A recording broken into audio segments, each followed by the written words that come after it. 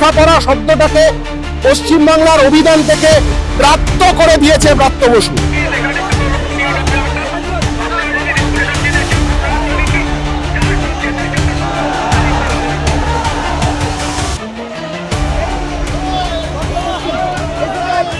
স্কুলের এখন যে অবস্থা গোটা পশ্চিমবাংলার, সরকারি স্কুলে শিক্ষক নেই, হিন্দু স্কুলের মতন স্কুল প্রায় উঠে যেতে বসেছে শিক্ষকের অভাবে।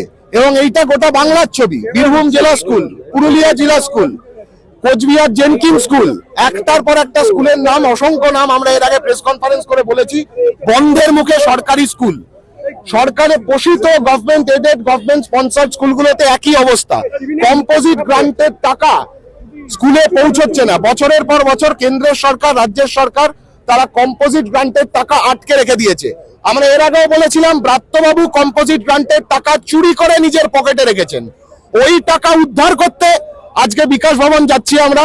এর আগেও বলেছি, আবারও বলছি, লেখাপড়া শব্দটাকে পশ্চিমবাংলার অভিধান থেকে ব্রাত্য করে দিয়েছে ব্রাত্য বসু। চলতে পারে না এই জিনিস।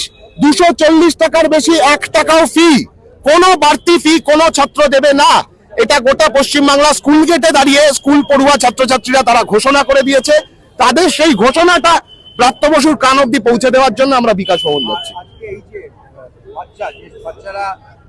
অনাথ হয়ে গেল, শ্রমিক যাদের শ্রমিকদের মারা গেল, এ তো স্পষ্ট যে ওয়াও মোমোর শ্রমিকদের থেকে তাদেরকে খুন করে তাদের থেকে মুখ ফিরিয়ে নিয়েছে সরকার। ওয়াও মোমোর মালিককে দেখা গেছে রাজ্যের মুখ্যমন্ত্রীর সঙ্গে বিদেশ সফরে গিয়ে ছোটাছুটি করতে।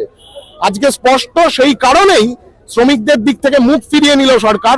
খুন হয়ে যাওয়া, অগ্নিদগ্ধ হয়ে খুন হয়ে যাওয়া প্রত্যেক শ্রমিকের পরিবারের ছেলে মেয়েদের লেখাপড়ার দায়িত্ব সরকারকে নিতে হবে। পরিযায়ী শ্রমিকদের ছেলে মেয়েদের জন্য, পরিবারের সন্তানদের জন্য, পরিযায়ী শ্রমিক পরিবারের সন্তানদের জন্য বিশেষ স্কলারশিপের ঘোষণা অবিলম্বে করতে হবে। এই কথাগুলো বলতেই আজকে বিকাশ ভবন যাওয়া। আরো ভালো ভালো খবর দেখতে সাবস্ক্রাইব করুন বাংলা হান্টের ইউটিউব চ্যানেল।